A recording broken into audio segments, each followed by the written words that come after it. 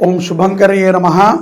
మన యొక్క శుభంకరి దేవస్థానంలో గౌరీ సమేత శ్రీ రుద్రస్వామి వారి స్ఫటికలింగంతో రుద్రస్వామి వారు వెనకాల గౌరీ అమ్మవారు ఉన్నమాట మీ అందరికీ తెలుసు.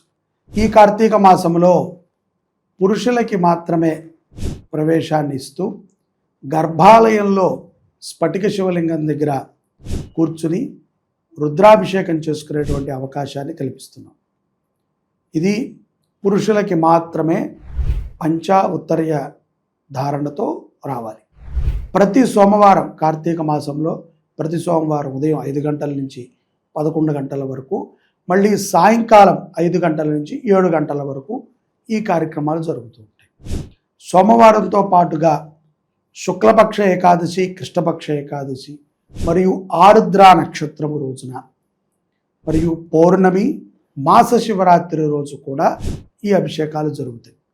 దీనితో పాటుగా బయట నందీశ్వర స్వామి సన్నిధానంలో శివలింగాలను పెట్టి దంపతుల చేత కూడా అభిషేకం చేయించడం జరుగుతుంది.